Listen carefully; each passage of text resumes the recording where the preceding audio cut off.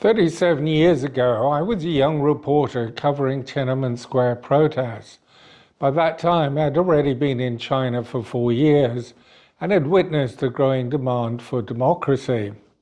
That night, troops advancing from the west encountered large crowds of residents and protesters who were blocking their way to Tiananmen Square.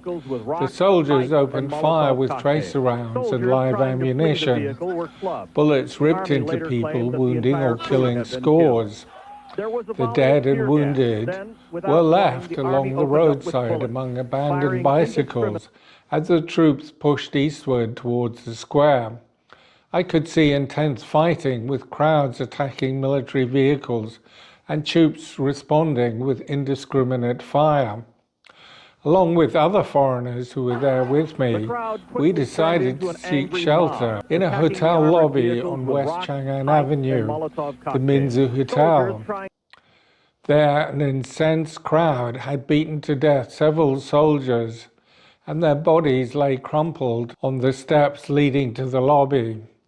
Troops and lorries were firing everywhere, including at the windows of residential buildings along the broad avenue. Looking back after all these years, it still seems incredible that there was such fearless resistance and that there was such optimism that things could change. And after all these years, I still wonder if there had ever been a real chance that an uprising like this could overthrow the Chinese Communist Party. I remember very early one morning, some weeks earlier, going to Tiananmen Square to meet the students because there were very strong rumors that Premier Li Peng had resigned. Everywhere there was a feeling of elation, and I imagined this was how it would have been witnessing the French Revolution, the storming of the Bastille. Only these aged communists were the Bourbons, and the students were the revolutionaries. As William Wordsworth, the romantic poet, wrote of revolutionary Paris, bliss was it in that dawn to be alive, but to be young was very heaven. The number 2 Chinese leader had already been humiliated on state television in a meeting with student leaders. He was a dour, unpopular leader who had no feel for politics. While there certainly was a struggle going on in the top ranks of the leadership that led to indecision, it's hard to say whether there was really a chance that the party would give up some of its absolute power. But I think so, because this is what had happened a few years later in Moscow. The Russians dissolved the Soviet Communist Party. It ceased to exist. Its assets were confiscated. And at that time, a lot of Chinese party members were sick of being communist. The party was hated and despised in much of China. After all, it had done terrible, unforgivable things. But it might yet have had a future as a social democratic party.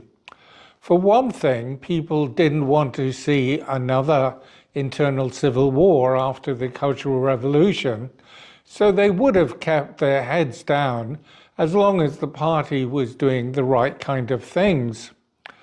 But in the event, something completely different has happened in China. We also have to remember that the students themselves were divided as well. They didn't know what to do. What was the right strategy? To confront and replace the Communist Party, or to try and change it from the inside? Perhaps they should have staged their protests and then gone home instead of voting to carry on with the occupation of Tiananmen Square. Maybe that would have worked. I don't know. But it's hard to see when that sort of humility has ever worked in China.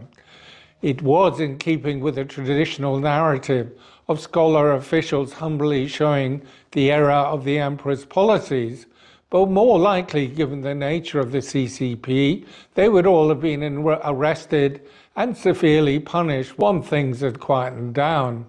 Unlike in the Soviet Union, the revolutionary generation was still in power, and ultimately octogenarians like Deng Xiaoping would have had to have been forcibly pushed out in order to bring about change.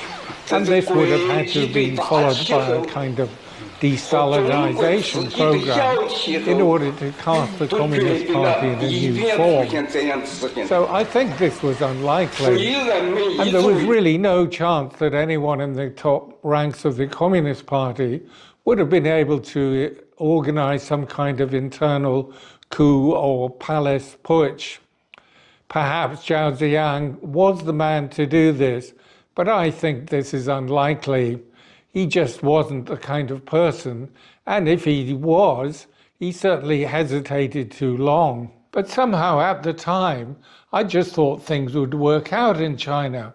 Once the Chinese want to do something, they always find a way. But now, I find it impossible to imagine how political change can come to China. The system has remained frozen in time ever since. Since Tiananmen, the Communist Party has come to believe that tolerating the slightest sign of opposition, the slightest relaxation, would eventually precipitate its downfall. Yet at the same time, and this is a paradox, as observers, we can't see there is the same overwhelming demand for change in China, but that's because no one dares say anything. The legacy of Tiananmen has created in China something quite singular. Almost no other country in the world has no elections whatsoever. They simply don't even bother with any kind of fake consultations or voting.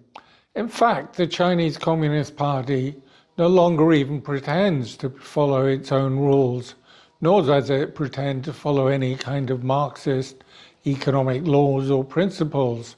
So it's a Marxist party that isn't even interested in Marxism. Tiananmen has left it stuck in a cul-de-sac of its own making. There is no obvious way out. It can't reverse or do a U-turn, and it can't be bullied or persuaded to change by any outside powers. So it could go on like this for a very long time, as many a shaky dynasty has done in the long history of China.